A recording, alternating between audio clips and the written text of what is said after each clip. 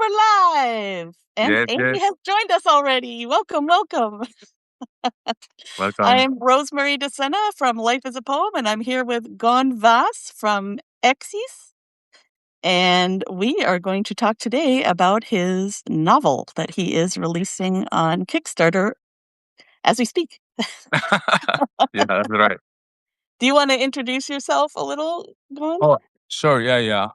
Well, my name is Gombas. I'm the author of eXis. I do management consulting into my day-to-day life, but I also love to write stories.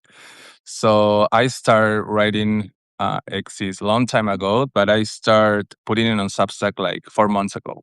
So yeah, that's me. I live in New York though, Peruvian, but living in New York. And so you started this as a teenager, right?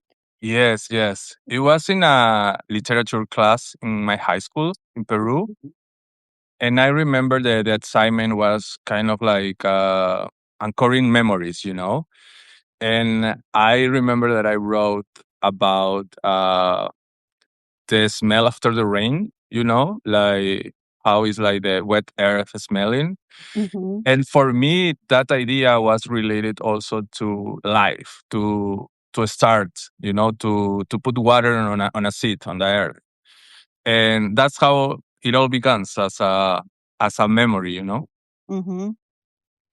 Yeah, And so so I wrote when I was a teenager, but, I have pushed, I haven't resurrected any of those things. What made you did you continuously work on it, or did you just realize yeah. one I day you wanted to? continued like I studied cine, you know, cinema. I don't know how to say it in English, but at the end of my career, I changed it to marketing because I thought that Peruvian industry is not that huge, so I thought that probably I will go better with marketing.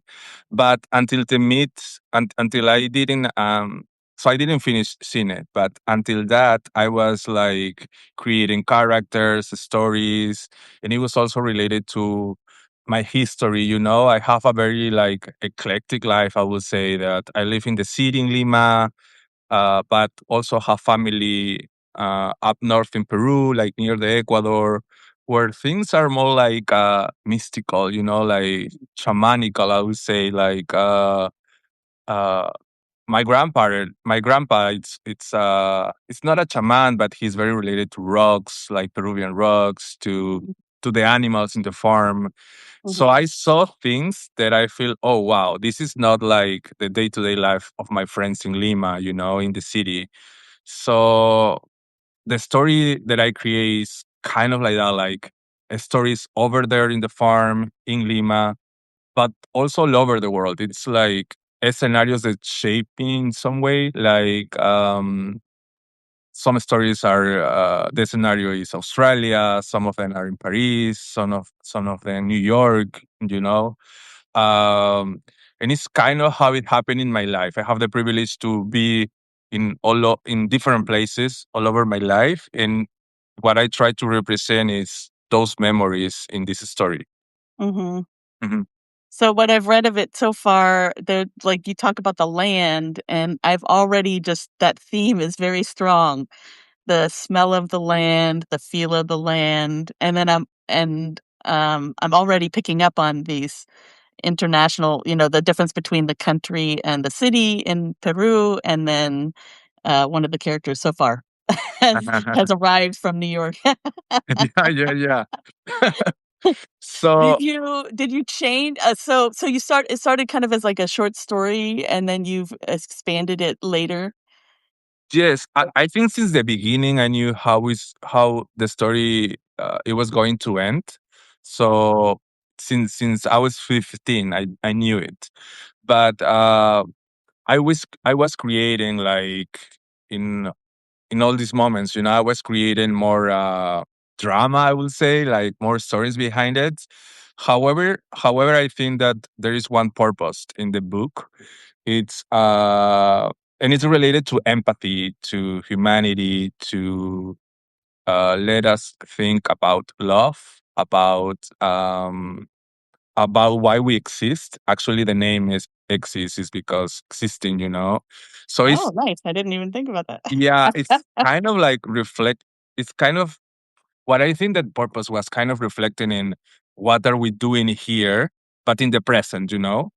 So at the beginning, I was a bit scared, and well, now I'm still that the book is slow, right? Like Yeah. if you read the first chapters, like nothing really happens, but actually you can feel that something behind it it's happening that exceeds the characters.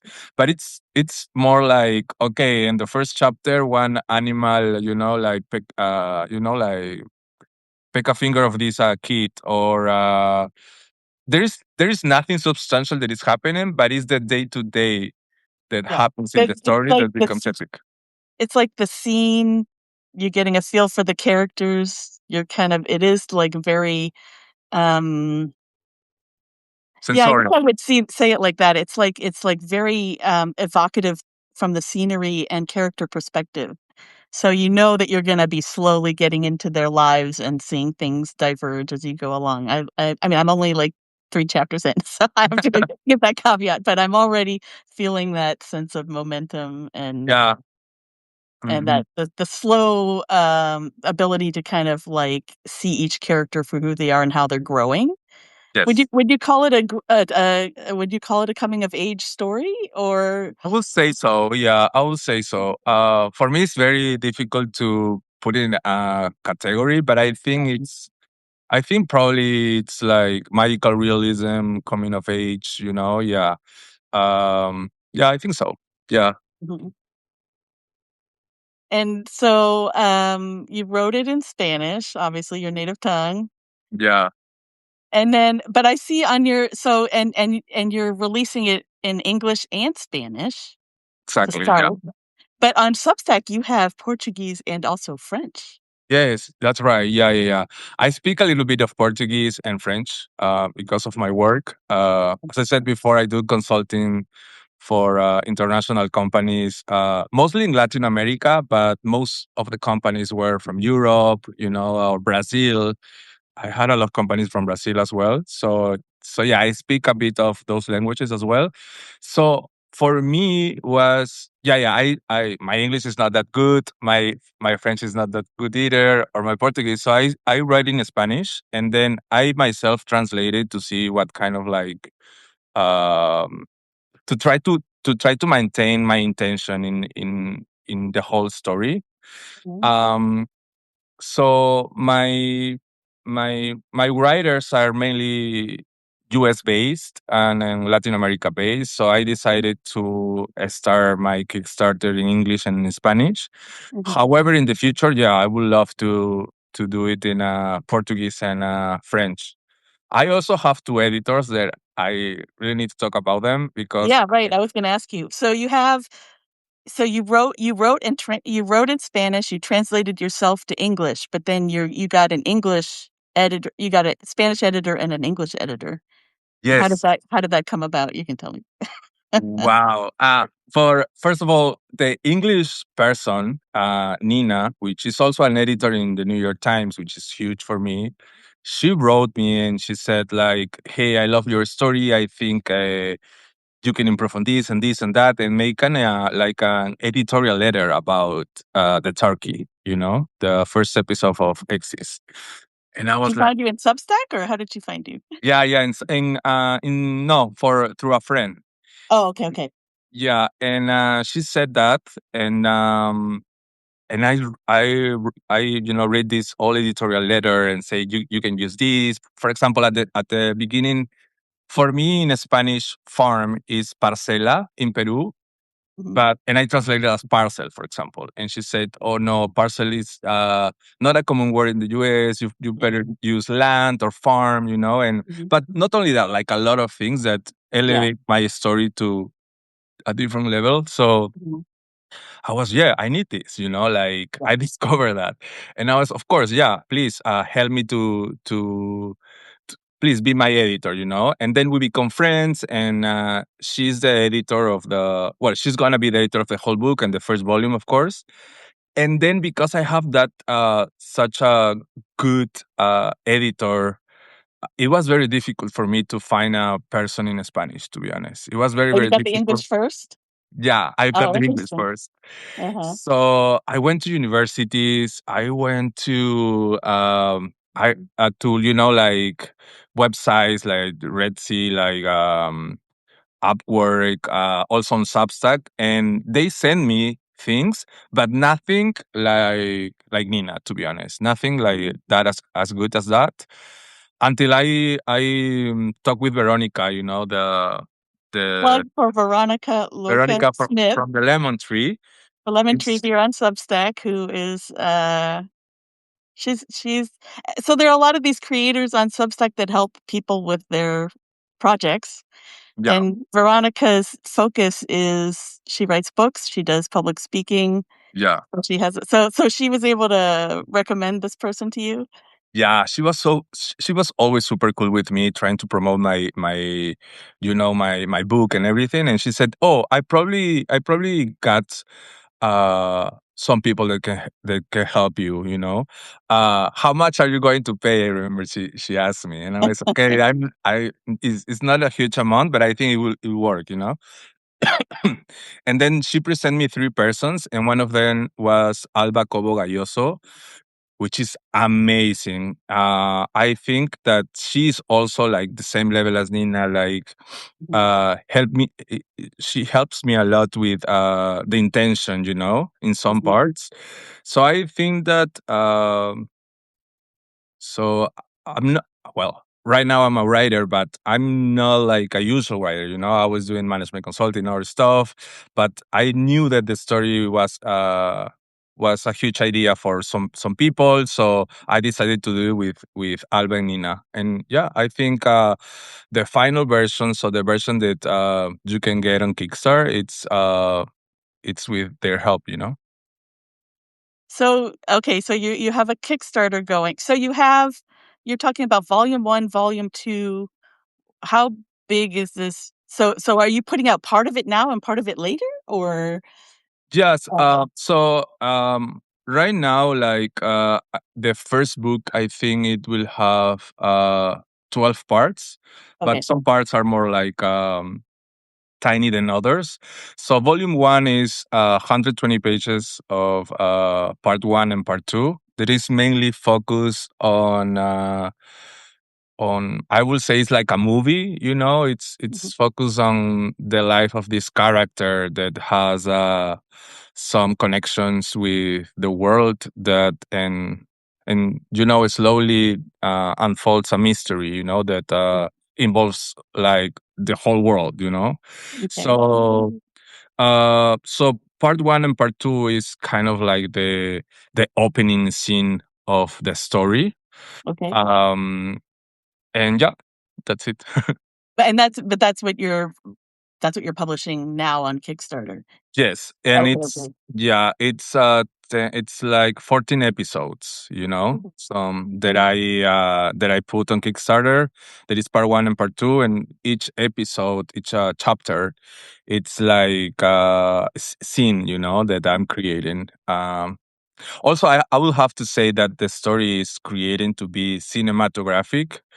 Uh, mhm, I was telling you the story behind it, but so I was doing my master in Columbia University here in New York, and one of my clients is a producer in this huge streaming company, and he received the story and he said, "Oh, this has potential, but you need some traction. So why don't you put your story on Substack?" And I didn't know what Substack is. Was it at that time? So for me, it was kind of new. And he was like, "Show me the traction of your story, and let's try to work on that because I think it has a huge potential." So that's why I end up putting first the turkey in the first episode on Substack, and the turkey won an award in the I don't know, Substack. Spanish. Yeah, Spanish in Substack. Spanish. Yeah, Spanish Substack. Uh, it won the first prize, so I got surprised. So I start putting all my stories there, and yeah, I was recently finalist also in the national in the national award in Mexico for stories. Oh, wow, that's great. Yeah, I didn't won, but I was a finalist at least. So yeah, so I think that the story got some traction, and Mhm. uh, my purpose was to get some traction to try to put it into a movie or series or something like that. You know, Yeah, that's, Substack for the win, right? Growing that's your definitely. audience, showing people who who have money that you can pull in the numbers. Yeah, Now, but so we also talked about, or Veronica talked about in her, she featured you the other day. It's this isn't huge numbers. We're not talking thousands of people. We're talking several hundred people, yeah, but very committed to what you're reading. And it's- I think that is what's the magic here is, you got the attention of these high level people yeah. with only a few hundred people. Exactly. Yeah, yeah, yeah. I was going to say that. Yeah, my readers. So I started publishing in Substack on October, so it's Mhm. 4 months already, Okay. and I only have 300 subscribers, but super committed ones. I mean, most of them they writing me every day, just sending me message about like, this is happening, what's going on, and like day to day, I'm responding like messages to these people. Mhm. And also for me was at the beginning kind of weird because most of my readers also read my story in English, but the English readers didn't send me that message as my Spanish readers. Oh, interesting. Ah, however, I start then. I mean, for me was obviously everything's super new, but I start receiving money from people on Substack.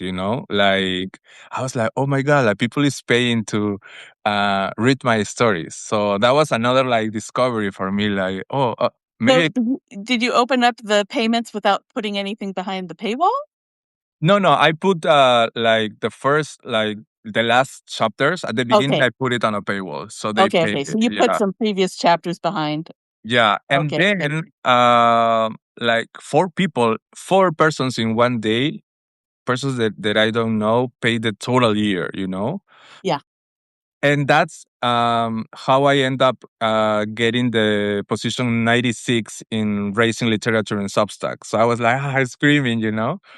Uh, but You get so for those who are not writers in the Substack, there is this thing called the leaderboard, mhm, and when you sell things like subscriptions, you get on the list, and then they plaster your name everywhere. yeah, It's exciting. If you're on the board, it means you're making money, and that's also good. yeah. I was, oh my God, like four persons in a day pay me the whole year. And then I have other people that is paying me as well. So I was like, wow, this is working. So I have to say to everyone that is starting like with a small subscribers, you can do a lot actually. Yeah. Mhm. That is happening to me. I'm not Yeah. having I think I have like already 305 or something like that. So it's not Mhm. it's not huge. Yeah, but you got 2 editors and a potential movie deal Hopefully. I don't someday? know that yet, but I'm trying. I'm working for that. Like, Yeah, yeah, that would be so I mean, I was t if you're new, I was saying earlier, I haven't read the whole book. I've started reading it in English and Spanish. Gon also is doing it in Portuguese and French, but he's not releasing those versions yet, uh, via the Kickstarter in paper form. Um, but I see the cinematic already in the first scene. I can see the cinema in it. yeah, So I think you've set the scene very well, and, yeah, so it's very exciting. yeah. Uh, For me, like the writing is well, I study, like how to create movies and how to do that. So for oh, me, right, you have the cinema background. You studied I have cinema yeah, so I have the cinema background, but I also when I think in the scene, it's not only my memory because obviously the book is all about my memories and kind of my life, but it's also about all the arts that shape me the way that I see the world. So, for Mhm. example, I love Jane Campion. The piano was my favorite movie from it's my favorite Oh, movie from all times. And for example, the turkey. the episode, it's anchoring in those scenes. I can you can feel it's not the same story, but you can feel, for example, the cut in the finger as she receive it in the movie, the rain when that happens. So when I create a story, I not only create in my memory, I'm trying to see what sounds it's happening, like the birds, the rain, or the soundtrack behind, Right. and what references also, right? Like, I don't know, for example, in the mangoes, like the conversation is very like later, like before sunrise conversation. So I think eXis is also like yeah, references all of my artists that I really love. So I'm putting a lot of things in every scene. Is that probably because is that probably because succeeds some of the stories, right? Because the turkey is about having a problem with this domestic animal, but it's also waking up. It's also music behind. It's very immersive. Mm-hmm. Hmm. And so are these so I think like the serialization on Substack of novels, I know several people who are doing it in different ways. I find that each episode, like you have it set up, you the turkeys, the bees, you have different scenes. Hmm. I found it actually pretty, even though you don't know the beginning and the end, I found it pretty evocative to just go into that one scene and, Exactly. and read it. But you, but but you weren't setting it were you setting it up like that? Because you weren't thinking about Substack when you wrote it. No, no, no. But yeah, I think since the beginning was like that, was a scene. I remember that, yeah, the beginning was the smell of, the smell of the earth after the rain. But what does that mean, right? So I want to close a scene into something meaningful. So everything is creating to be a scene in like cinema, but it's also trying to evoke something in you. Mhm, Um, for me, like for example, crying, the cut in the finger, the rain, it's uh it's it's like living. It's the first sea of life. This kid, it's his first memory. It's everything in peace.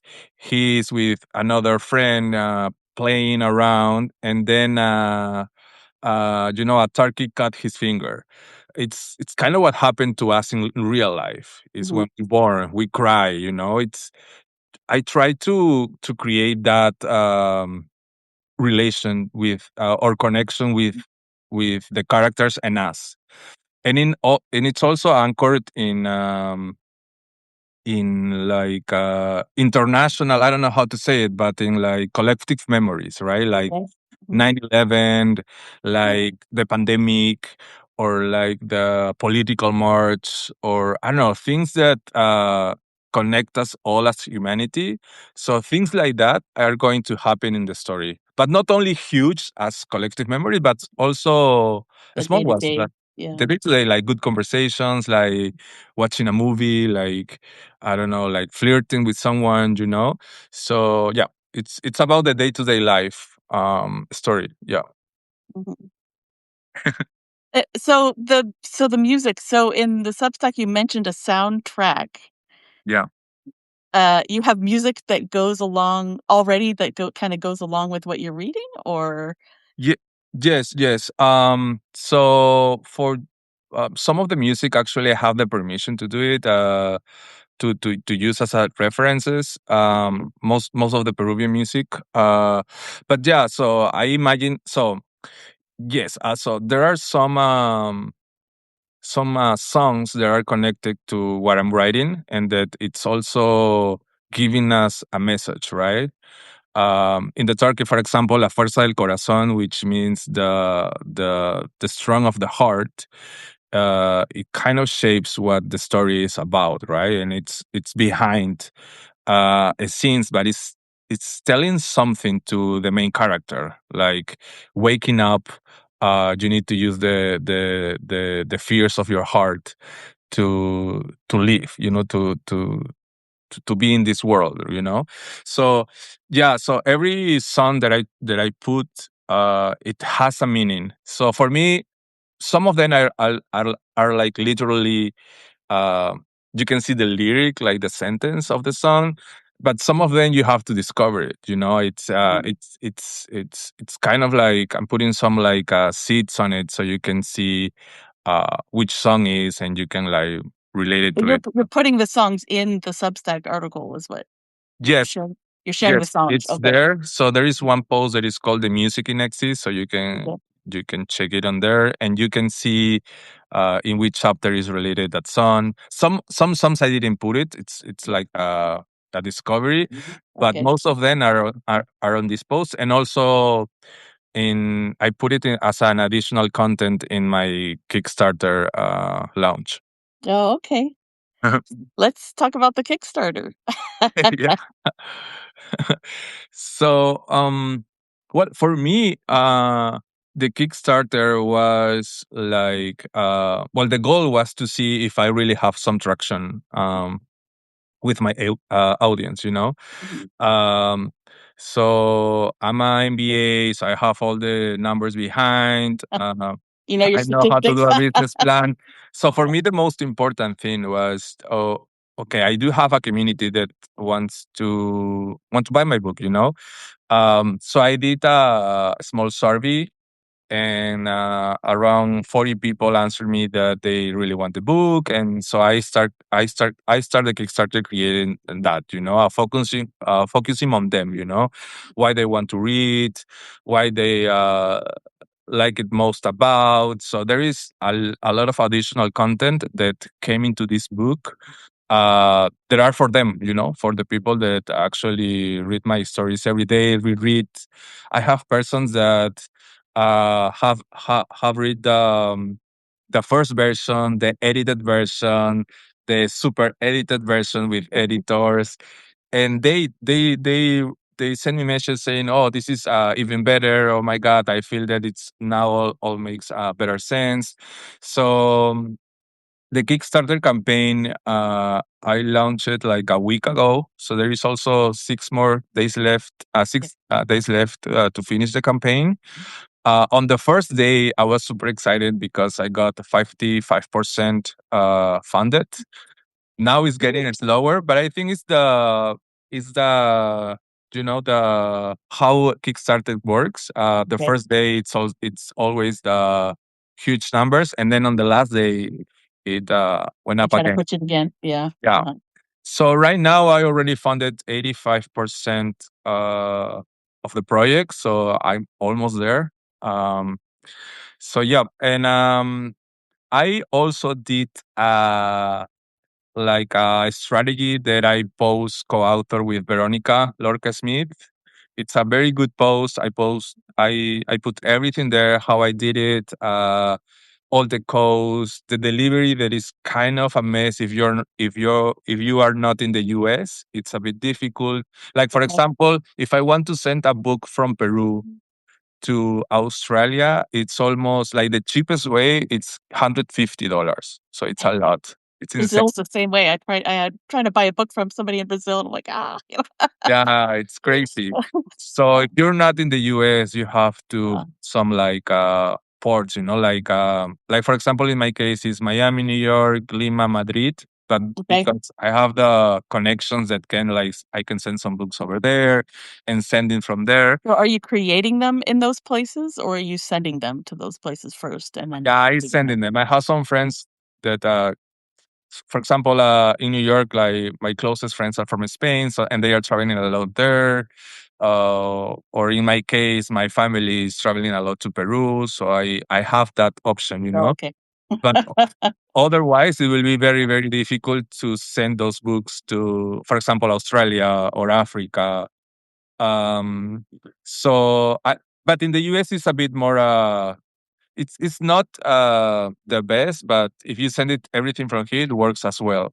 But if you're printing somewhere else, it could be a mess. No, Oh, the other okay. thing is that the mm, you forget about packaging, about how to send the book, and that's a real cost. Also, the Stripe, not only a Stripe, but the It, Kickstarter. oh, You know, like um, the it themes that they take. yeah, Yes. it's So about yes, I 30% will. maybe. When we post this video, I will link to Veronica Lorcas Smith's article because Gon went very carefully through all the little pieces you need to do, like this, to think about. Don't forget Yeah, to you're gonna have to pay the you wanna earn a little bit of money by the time you pay all the fees to everybody else for packaging and paying you. yeah. I know.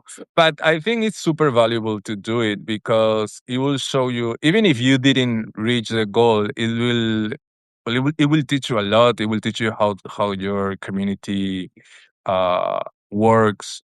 And it also will give you the opportunity, if you get to the goal, to really show some traction. You know, you can say to your agent, or in my case, for example, it was made basically pointing on that, you know.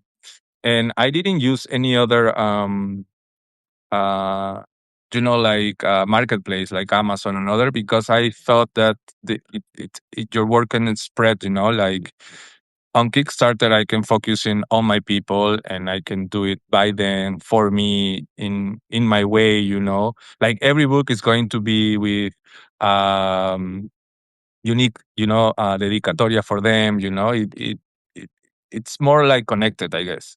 So that's why I choose it. So yeah, you have quite a bit coming with the book. So what's your package? What are people getting? We have 85%. We need to get first, first of all, I get a Peruvian. It's not a perfume. It's more like a smell that Okay. this is a new thing that it will get you with the book. It's a car that smell wet earth, you know. Oh, okay. So every boot, it will come with that, and with a red, how do you say in English, a red pabilo, like hilo, a red, like Oh, rope, little rope. right, right. That I don't know if you see, but in all of my art, that it was made by this huge artist, Alonso Arimana Carpio. It's a Peruvian artist that actually I met in the main square in historic center of Lima. Oh, Um, he's the one that painted all of my designs. And what I was going to say, and all my paintings, you see there is like a little red line in all of them, you know. And also in the stories, there is something related to the red line as well, like the cut on the finger, like, the sacrifice of the lamb. And so I want to put that also in the book. So you will find a little red rope in the book. So you have three options. I have to put it as simple for my fans. So you have the digital options. You can get it in PDF or EPUB. Then you can get the actual book. That is only the book with a little rope and a message from me. And then you have like the deluxe one, which you can get two posters with are made by this Peruvian artist. You can get a bookmark and what else? And Substack. You can get a Substack subscription as well, so you can oh see yeah, my episodes uh, in advantage. Like yeah. So yeah, yeah. Sign. Yeah, you get your annual subscription taken care of, yeah, and a paper book in the mail. and yeah, exactly. For only $50, so it's not that bad. Yeah, yeah. Yeah, Collector edition. So how many you're planning? You have it's a limited edition. yeah, it's Mm. only 50 Oh, okay. copies. So yeah, it's a very reduced. So I think right now I there is like 20 left. So yeah, you can go and get it in Kickstarter. Yeah, I'll put a link to his. We'll link people. yeah, You got one more week, right? yeah. One more week until March 5. Okay. Yeah, yeah, yeah, yeah. Yeah. But yeah, So I want to go back, okay, because I'm studying Spanish. Some of my people here know. Um, and we talked earlier about how you wrote it in your native tongue, Spanish, and then but you translate so you translated it, and then you got these editors to kind of help you with all the little details about cultural differences or the wording that we don't use in different places. But did you find um how is I'm actually for me, because I'm trying to translate my own poetry, and it's yeah, been a difficult but adventurous yeah. adventure. Oh. But I need a lot of so, was it fun for you, or were you just like, "Oh, no, I don't know what's going on?" No, ah, it wasn't fun when I was doing it by myself because, well, in Spanish it was. In English was more difficult because if I don't ask friends like, "Hey, I want to put this," but I'm not going to be asking friends like, "I want to put this. Should I put this or that?" You know. But so for me, it was very, very, very cool to do it because I think both of them, Nina and Alba, they were worried more about the intention that I have Mhm. on each paragraph. So it's pretty cool because well, it's different how I work in every language, but in Spanish, for example, what I do is that um Alba puts a lot comments, a lot of comments about different things, and in some things, in some parts, I agree with her. In some parts, I say no, I put this because that is happening, or that is Okay. going on, la la la la la, and then we read it together. So it's pretty cool because we read it together, and we even like we kind of like we need to get a good sounded at the end of the paragraph and everything. And when it's done, we let it like rest for a couple of weeks. Then we return. Then 1 week again, and then the final one, right? Okay. And then on the English version, because it's already translated by me that I have Yeah. a lot of errors, to be honest. Like, it's more about this word, you can change it for this one, or this is happening, mejor use this one, or you better this phrasing, or we're going to change to this phrasing because means that. And then it's different because Nina reads it. I don't. So it's a different way of Oh, doing okay. it, You're not going over it as yeah. So it's like I change like characters, I think, because in Spanish I read it and Alba is listening. In English it's a different way, right? Yeah, because So there's 2 levels, right? There's, like, the literal translation, "Did I get the word right?" yeah, And then there's so for me, I'm realizing how many idioms and, like, just American things that I think I'm being unique, but when I write it out, I'm like, "Well, that's okay, that's not culturally how do I do that in Spanish?" You know? yeah, yeah, And so I realize how very and then you don't like, for me, okay, I don't wanna take away my Americanness, right? It's where I'm writing from, I can't really take that away, but how do I translate that into the other language where it's gonna yeah. be a either an image that makes sense for the culture or, that kind of thing. I think Uh, because English is not my original language, like it's obviously that I will get some errors, and I have to embrace that. So I have to do it because I think that my budget doesn't include a translator, to be honest. Like, I prefer to do it myself. you But learn a lot, right? yeah, but I also will say that Tina was the best editor that I could have because she she's like yeah, she's like checking those two parts, Mhm. like the intention, the edition, but also, hey, this word is not like we're not gonna use it because blah blah blah or whatever. So I think I Are got there lucky. things that are, like, really Peruvian that you're just like, "Hey, this is like this Yeah, has to" actually, some of them, she was like, don't translate this. Like, other Okay, editors will tell you, you should translate this, but don't translate it because this make your book more unique. So you let it as that. So she's very, I think, connected with the story at that level. Like, you have to maintain some Peruvian stuff because otherwise the story wouldn't like feel Peruvian right. Right, or right. the scenes are in Peru. Yeah, yeah. Yeah. But I see okay, because there's places in where you just quote in like, the person is speaking in Spanish and you just keep the quotes. Yes, Yeah, yes. yeah. Yeah. For example, things like Peruvian, like emolienteros, are a word that we use. That it's people that sell like Peruvian tea on the Mhm. streets. Yeah, you keep it like that. Or like naked body in Peru, it's calato, which is not even Spanish. It's like Quechua, like Inca Okay, language. Quechua. Hmm. So yeah, we use calato a lot. Like when you refer a naked body, so I use calato a lot. Like are my words. Hmm. So yeah, some of them are still like in that way, but some others, yeah, I change it. Like for example, parcela. I told you before. Yeah, it's not parcel, right? It's land or farm. Uh, Yeah, doesn't quite hit the same in English. yeah, Yeah. yeah, but Um, for me, even so, even in Peru, like people call it ranch. okay. Um, but for me, it was always parcela. I don't know why my family use it as that. Mm. Even it's not parcela. It's not a tiny land. It's huge actually, but we call it parcela. I don't know if like to not be so like pretentious about it, but we call it parcela. But yeah.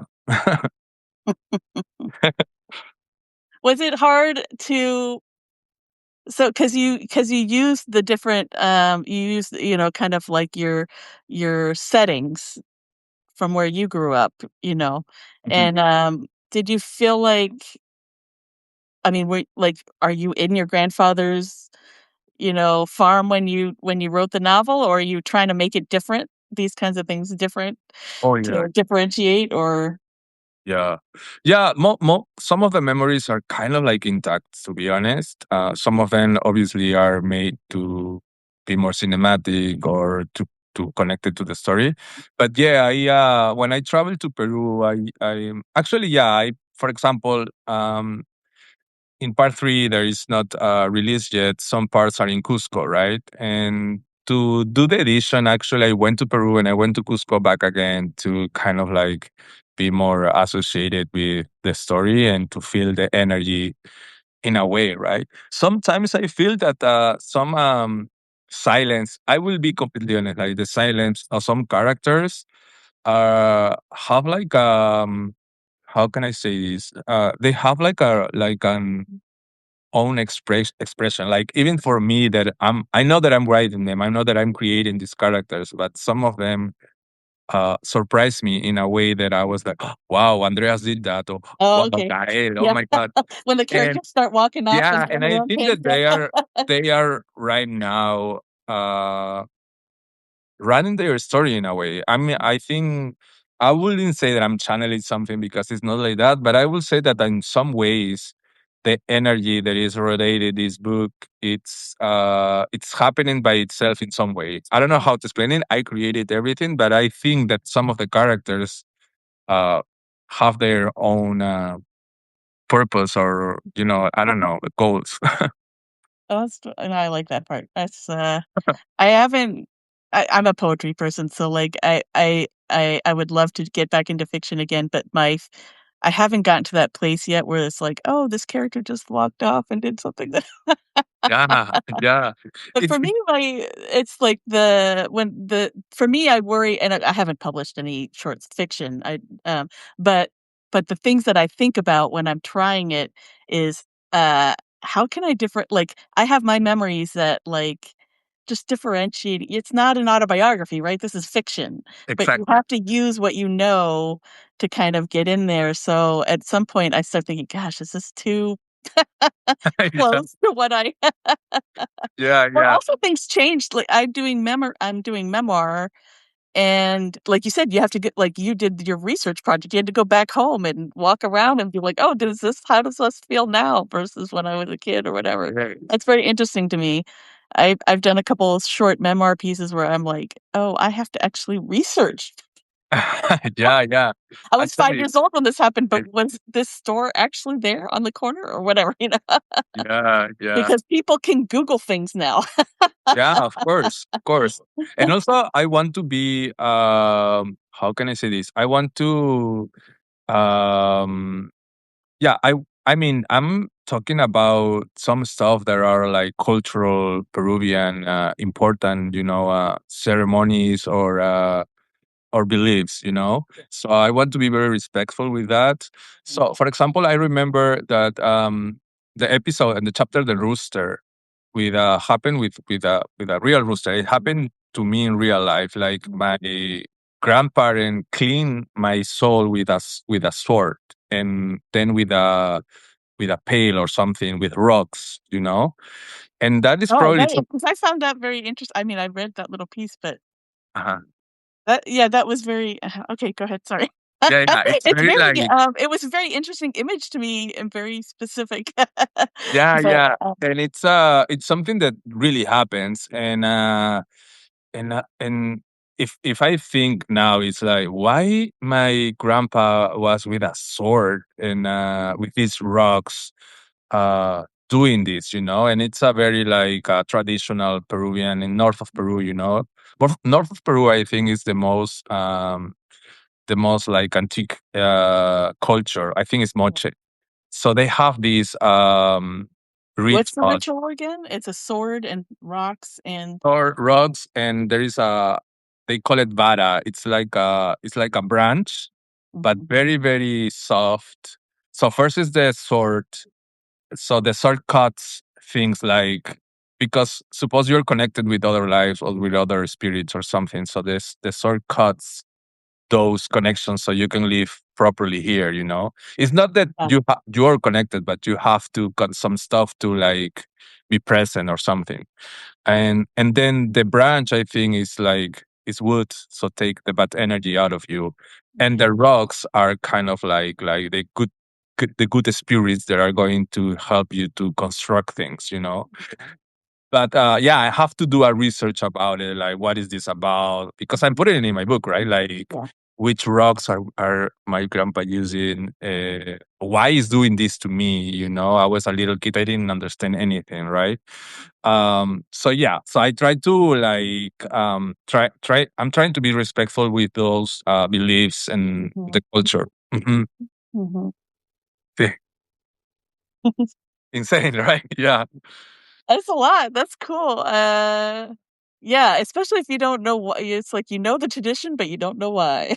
Yeah, yeah, yeah. But What is going on, he right? didn't sit you down and explain it to you. Yeah, yeah, yeah. Also, in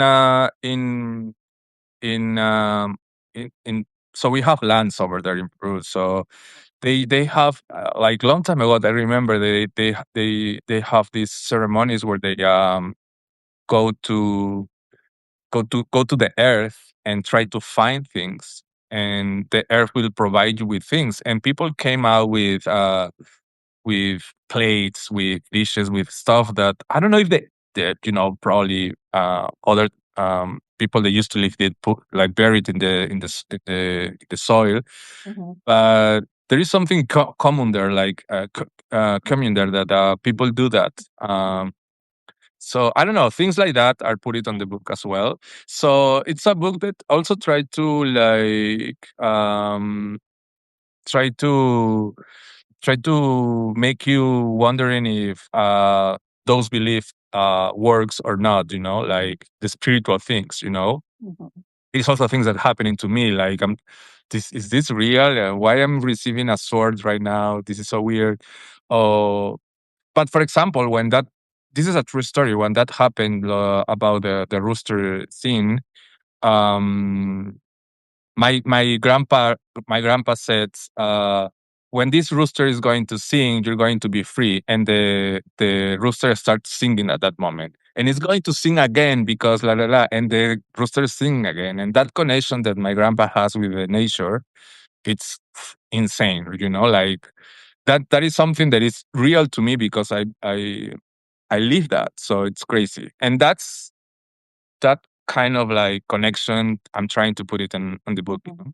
Mhm. Now, interesting for me because being raised as a Christian, the Yeah, first thing so he talks about the rooster crowing 3 times, and the first thing I thought of was the Bible, yeah, where the rooster's gonna crow 3 times before Jesus is taken yeah, up. yeah. And so, it was ve Crazy. oh, that's so interesting to see that that was actually, Yeah, yeah. a completely different context. A completely different context, but it works. And my grandpa is very Catholic as well, so Okay. it's this kind of like weird mix, like it used to be Quechua people over there and then Spaniard people. So you have Catholicism and you have Pachamama, like Mother Earth at the same Mhm. time, connection with the nature in a person. For example, my grandpa, and it's very interesting how you can see it in Machu Picchu, you can see it in Cusco. Like the houses are half built with the stones, half built as Spaniard houses because when they Mhm. came, they just built On top. on top. So I think like Peruvians are a mix that the Pachamama is very present, but also the Christianism as well. So Mhm. um, when my grandpa did this cleaning to me or something like that, it was thinking. I remember in Jesus, in God, but also in the nature and the Pachamama. So it was Mhm. both. I don't know, At the same time. experience energy at the same time, Mhm. um, trying to clean my soul for some way. But yeah, I just love the cultural I just find it interesting, all these ways that the different layers come yeah, it's through. crazy. It's crazy. It's crazy, and it's crazy because I think and you can see that in the story that the grandpa has a very unique um I don't know experience, but I think that my grandpa has some mystical weird stuff in him. Like he's not a normal guy. He sometimes he once called me and say, "Hey, I dream with you having a bird, a dead bird in your hands, something like that, right? Weird." And he said, like, "Are you going to buy a car? Don't buy it now." And I was going to buy a car, and I was like, "Okay, I'm not going to do it." So things like that. And my grandpa is very like mystic, Yeah.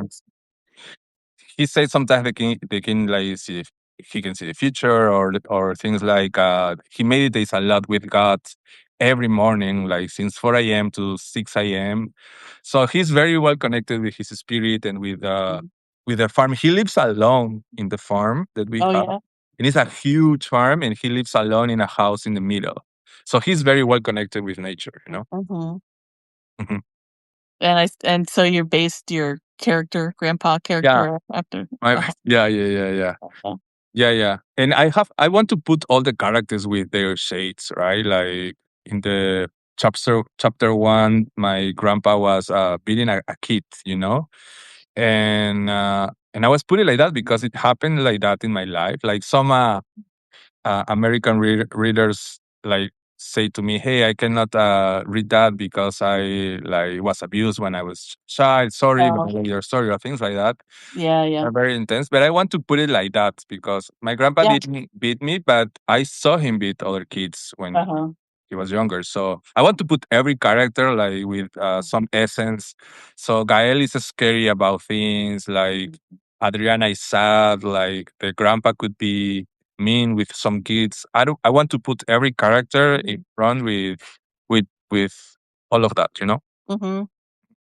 Yeah, it's like yeah, I did find that interesting. I noticed that even when you in the scene in the beginning with between the Gail and, Tres. Andreas. Yeah, it's like, but that's how life is, right? We're not treated the same, you know? Ah, yeah, Even yeah, if your yeah. parents love you, even if you have parents that love you, you're just everybody's a little different relationship, a little different whatever, and Yeah, well, I immediately was like, "Okay," I saw that, that was kind of powerful to me. It's like, yeah, okay, you can already see that there's, like, a difference in the relationships, yeah. you know? Uh-huh. Yeah, and I see that Yeah. in my life, like a lot actually, because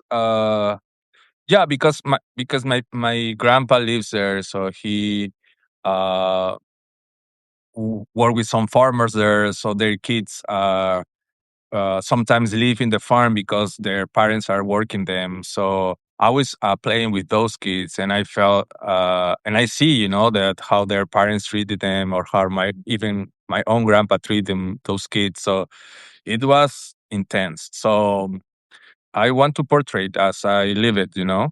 Mhm. Mm, yeah, Nice. yeah, yeah. All right. So this is so we got it's called eXis. Yeah. It's a novel Yeah. based on some true life experiences between Lima and the countryside. And yeah, at the beginning, yes, but then you will find out Okay, it stories veers off. Yeah. in New York, in other Oh, parts of the world.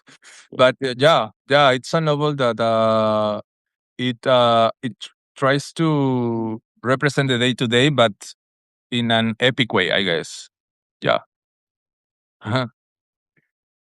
I And invite everyone to get the book. I think it's a nice book to read it like probably in silence or while you're in the beach or in the nature.